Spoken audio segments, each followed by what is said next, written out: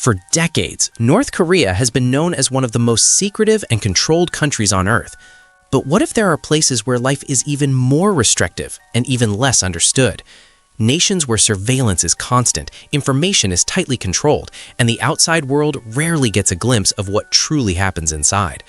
These countries rarely appear in global headlines, but the stories that emerge from them can be even more disturbing than anything we already know.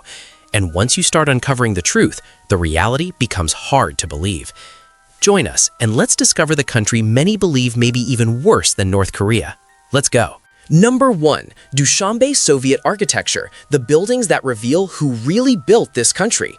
Walk through central Dushanbe with fresh eyes, and the Soviet Union practically reaches out and grabs you by the collar.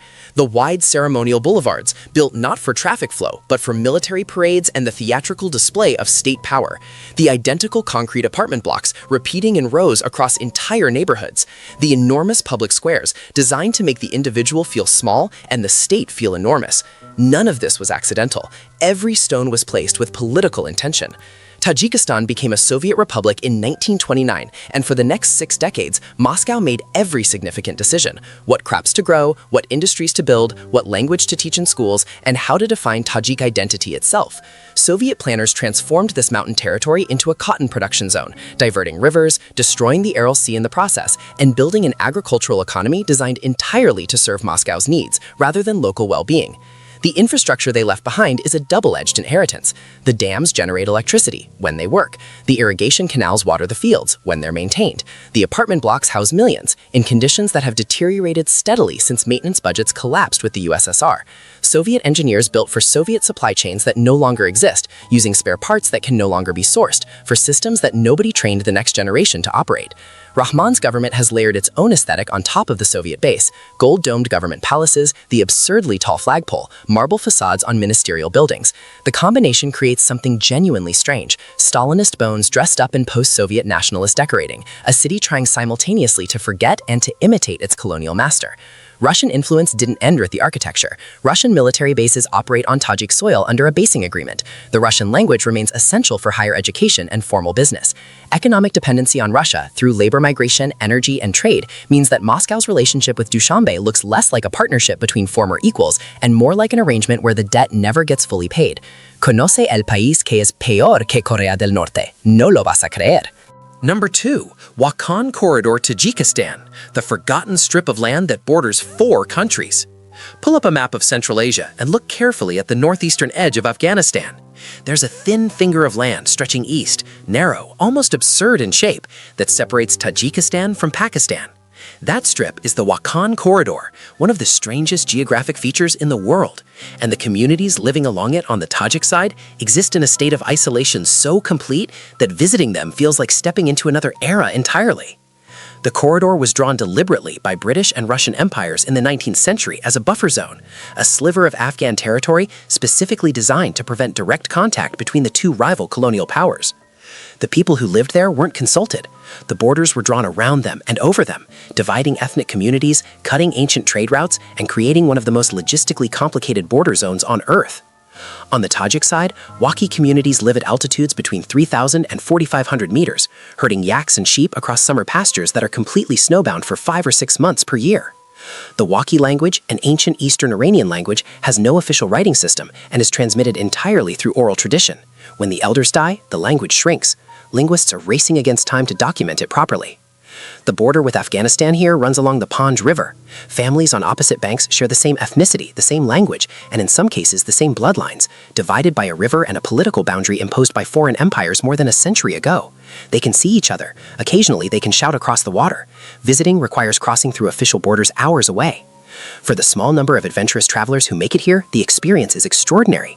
No crowds, no infrastructure, no tourist trails, just yak herders, ancient stone houses, a sky full of stars at altitude, and the strange sensation of being at the edge of the accessible world, with 4 country borders visible from a single mountain ridge. I'm going to ask you a simple question. Are you a naturally curious person? If you're watching, I'm pretty sure the answer is yes. This space is made for people like us. To ensure you're always part of this community and receive all our latest discoveries, you just need to do one thing: subscribe to the channel. It's the best way to stay connected with us. Okay, now that you're part of our Legion of the Curious, let's move on to the next item. Number 3. Tajikistan traditional dance, the forgotten art forms of the roof of the world. In a country where so much expression is suppressed, art finds a way. Traditional dance in Tajikistan is not just performance, it's memory, resistance, and identity compressed into movement. These dances have survived Soviet attempts to standardize them, government attempts to regulate them, and decades of poverty that stripped communities of almost every luxury except their cultural practices. They're still here. They still matter. The falak is perhaps the most emotionally powerful of these traditions. Rooted in the folk music of the same name, it's a dance associated with sorrow, longing, and the weight of an unfulfilled life. The movements are slow and expansive, arms raised toward the sky, gestures sweeping and deliberate, as though the dancer is trying to reach something just beyond grasp. It's performed at weddings and festivals, but carries within it the full emotional complexity of Tajik life, not just joy, but grief, not just celebration, but remembrance. The lazgi is the counterpoint to the falak, vibrantly energetic, almost joyful, with rapid footwork and highly expressive hand gestures that communicate personality and emotion simultaneously. Originating in the Fergana Valley communities, it's spread into broader Tajik culture through migration and cultural exchange. At weddings, a skilled lazgi dancer becomes the center of the entire celebration. The Gavgara is different again. It's communal rather than soloistic, featuring coordinated group movements that mirror collective life, harvesting, working, celebrating together. The emphasis is on synchronization and unity, on the group rather than the individual, which speaks directly to the values embedded in rural Tajik culture. What makes these traditions remarkable is their durability. They've been transmitted through families, through village communities, through oral tradition, not through institutions. Every generation that learns these dances is doing something quietly profound, preserving a piece of identity that no government decree, no poverty, and no isolation has managed to erase. In Tajikistan, to dance is to remember who you are. Number 4. Imamali Rahman Cult of Personality, how Tajikistan's dictator rewrote the rules of power. 30 years, that's how long Imamali Rahman has been in charge of Tajikistan, uninterrupted, unchallenged, and increasingly untouchable. He came to power in 1994, just as the country was tearing itself apart in a brutal civil war. He positioned himself as the man who stopped the bleeding, and from that moment, he started building something that goes far beyond normal political control. He built a mythology around himself. His portrait hangs in every school, every government building, every public office in the country. That's not a suggestion, it's a legal requirement. Textbooks describe him in language usually reserved for saints or founding prophets, wise, heroic, the father of the nation, the guardian of peace. Children memorize his biography the way children elsewhere memorize multiplication tables. State television covers his daily activities with the kind of reverence that makes North Korean state media look restrained by comparison. The applause rules are real. Official events have documented protocols governing how the audience should clap for the president, the rhythm, the duration, the moment to start and stop. Getting it wrong is noticed. At one state ceremony, he appeared on a giant outdoor screen to offer a blessing at a private wedding. Not his wedding, a stranger's wedding. Because in Tajikistan, the president's presence, even digital, is considered an honor that the population should receive with gratitude. Term limits? He removed them. Age restrictions? Changed specifically so he could serve indefinitely. The judiciary? Effectively an extension of the executive. And then, in 2020, he placed his own son, Rustam Imamali, as chairman of the upper house of parliament, the position that makes you constitutionally eligible to become president. The message was clear. This isn't just a dictatorship. It's a dynasty in progress. What makes Rahman particularly effective compared to other authoritarian leaders is the combination of fear and genuine nationalist sentiment he has cultivated. Many Tajiks, especially older generations who remember the Civil War, see him as the man who prevented collapse. That memory is real, and he has spent 3 decades making absolutely sure it never fades. Number 5. Pamiri people Tajikistan, the isolated ethnic group living above the clouds. Most people have never heard of the Pamiri people. They live in the eastern region of Tajikistan called Gorno-Badakhshan, a territory that covers nearly half the country's land area but holds less than 3% of its population. At altitudes ranging from 2,000 to over 4,000 meters, these communities have developed languages, customs, and a way of life so distinct from the rest of Tajikistan that they function almost like a country within a country. The Pamiris are not one single group. They're a collection of closely related peoples, Shugni, Waki, Ishkashimi, and several others, each speaking their own language, none of which is Tajik or Farsi. These are ancient Iranian languages that survived in mountain valleys because geography made cultural invasion nearly impossible.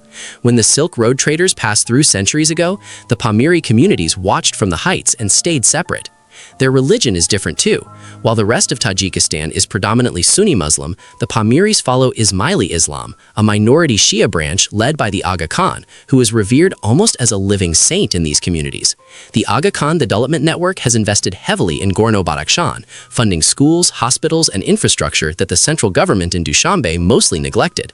This creates a complicated dynamic, a foreign religious leader providing basic services that the national government fails to deliver. Traditional Pamiri houses are themselves a form of architecture unlike anything else in the region. The roof is supported by 5 pillars representing the 5 pillars of Islam and the 5 imams central to Ismaili belief. Every beam, every structural element carries symbolic meaning. The house is not just shelter, it's a cosmological map. In 2022, the Tajik government launched a brutal crackdown on protests in Gorno-Badakhshan following the killing of a local commander. The protests that erupted were met with military force, internet blackouts, and mass arrests. For many Pamiris, it confirmed what they'd long suspected. Dushanbe considers them a problem to be managed, not a people to be served. Number 6. Tajikistan Beard Ban Law, the country that sends police to shave you by force. In 2015, Tajikistan formalized what had already been happening informally for years, a government-directed campaign against long beards. Police across the country were authorized to stop men on the street, assess the length and style of their facial hair, and, if deemed too religious-looking, detain them, interrogate them, and, in many documented cases, physically force them to shave on the spot. Not at a police station, right there, on the sidewalk, in front of whoever was watching. The numbers are staggering. In 2022 alone, over 13,000 men were forced to remove their beards by Tajik authorities. That's roughly 35 forced shavings per day, every day, for an entire year.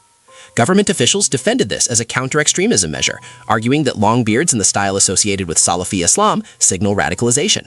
Critics pointed out the obvious. Facial hair is not a weapon, and no democratic legal framework anywhere treats it as evidence of criminal intent. The beard campaign is part of a broader appearance control system.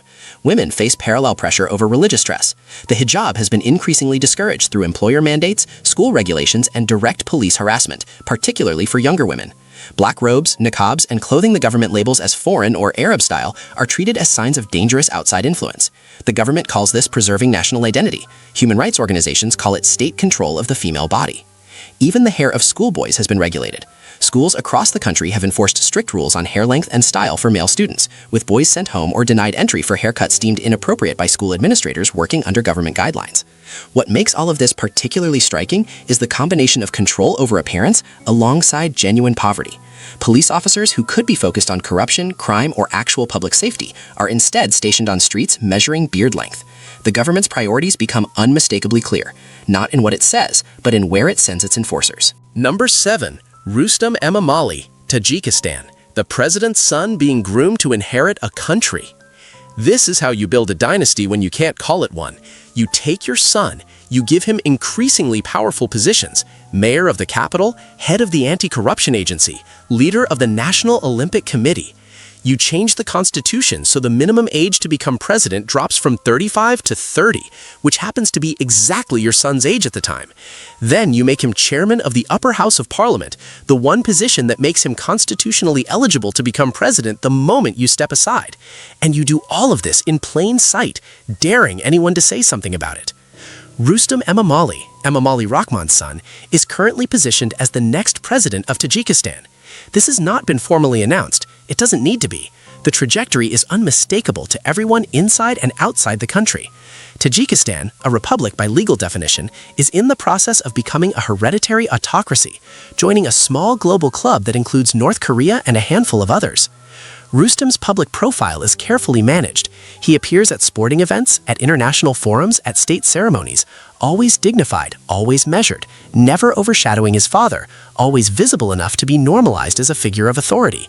State media covers him with the same reverence reserved for his father, just a few degrees dialed back. The next generation of the cult of personality is already being built. What happens inside Tajikistan when the transition eventually comes is genuinely unknown. Will the military and regional power brokers who built their positions under the father simply transfer that loyalty to the son? Will any space open for political change during the transition? Or will it be seamless, one Rahman replaced by another, the system unchanged, the population given no meaningful choice about any of it? Outside the country, the international community will almost certainly continue doing what it has always done, issuing carefully worded statements of concern, maintaining diplomatic and security cooperation, and changing nothing. The roof of the world stays closed, and the dynasty continues. Number 8. Tajikistan marriage traditions, the rituals and rules around weddings. Marriage in Tajikistan is not just a union between two people, it's a negotiation between two families, a community performance, a religious ceremony, and a logistical undertaking, all happening simultaneously under the watchful eye of both tradition and government regulation. Few cultural events reveal more about Tajik society than a wedding. The process begins long before the ceremony itself. Families negotiate the amount and composition of the bride price, traditionally known as kalin, which can include money, livestock, fabrics, and household goods. This negotiation is serious, sometimes lengthy, and can strain the groom's family financially for years. In parallel, the bride's family prepares her dowry, handmade textiles, kitchen items, and goods that will furnish the new household. The wedding day itself is visually spectacular. The bride wears a richly embroidered dress in red, a color symbolizing purity and respect in this tradition, not mourning as in some Western contexts, along with an elaborate red veil. The groom arrives in a festive procession, accompanied by musicians and male relatives, the arrival announced by folk instruments whose sound carries for blocks. Religious blessing comes in the form of verses from the Quran, recited by a local religious leader. After vows are exchanged, the groom lifts the bride's veil, the moment that marks the formal beginning of their union. Then the real celebration begins. Plov served in enormous quantities, folk music, dancing that continues for hours, and toasts among extended family. Government regulations, however, have reshaped parts of this tradition.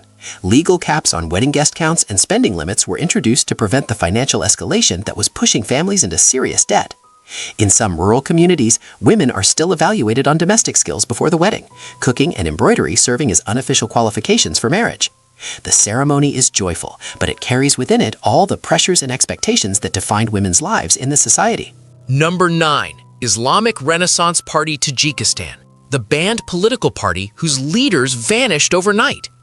In September 2015, the Tajik government declared the Islamic Renaissance Party of Tajikistan, the IRPT, a terrorist organization and banned it entirely. This wasn't a fringe group.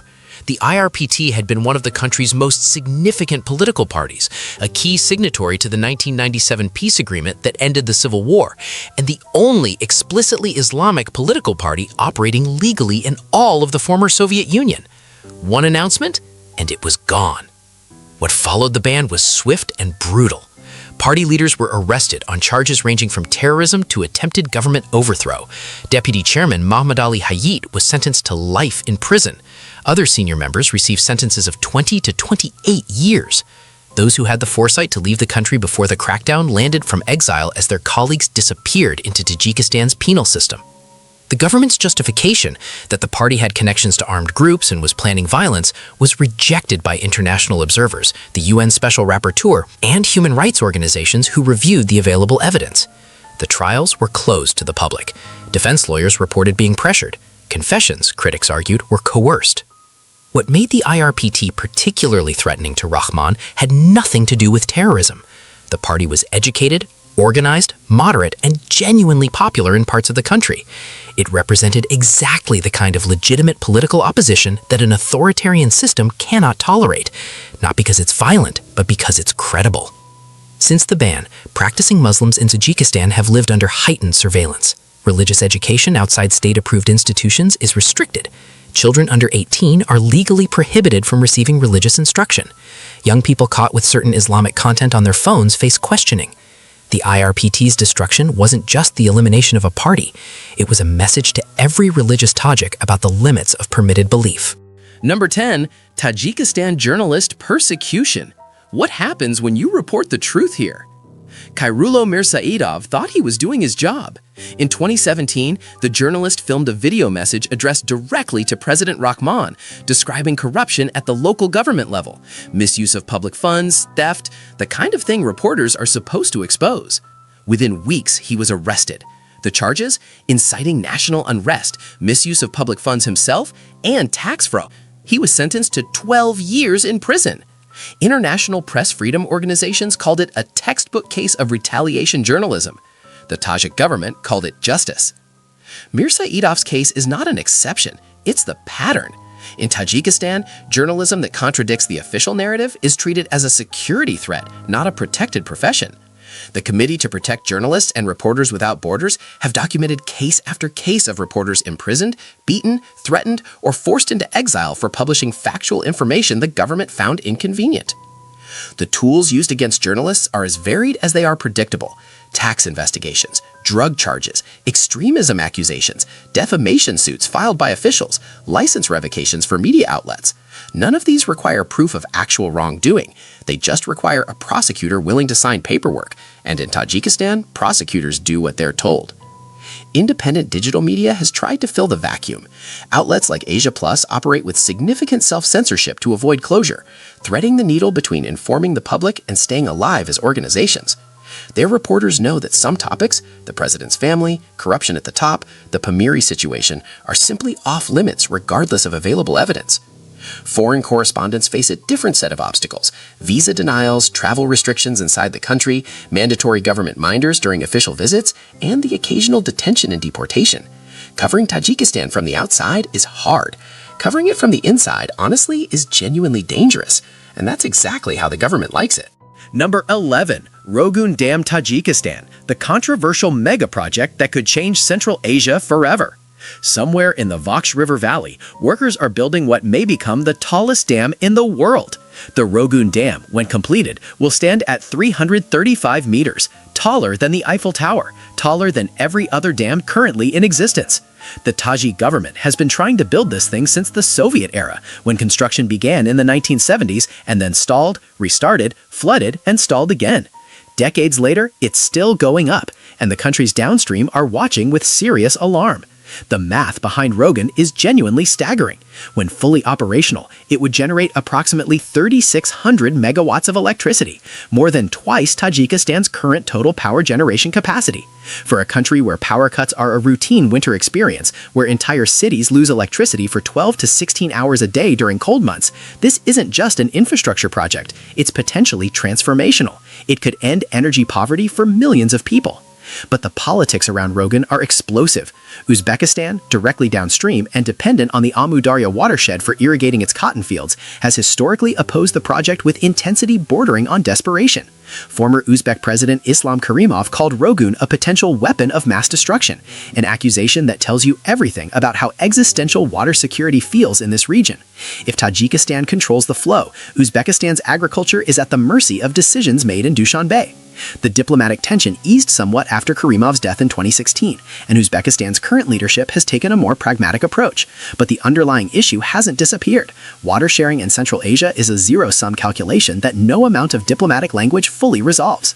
Environmental concerns add another layer. The dam site sits in a seismically active zone. Critics, including some international engineering assessments, have raised questions about long-term structural safety in an area prone to earthquakes. The Tajik government has pushed forward regardless. For a country this poor, with this much untapped hydroelectric potential, stopping is simply not an option they're willing to consider. Number 12. Tajikistan tourist attractions, the hidden destinations most travelers never find. Here's something that catches people off guard. Tajikistan has some of the most genuinely stunning scenery on the planet. Not pretty for Central Asia stunning, actually stunning. The kind that makes experienced travelers stop mid-sentence and just stare. The problem is getting there, navigating the bureaucracy, and accepting that comfort is not part of the deal. For those who can handle all three of those things, the rewards are extraordinary.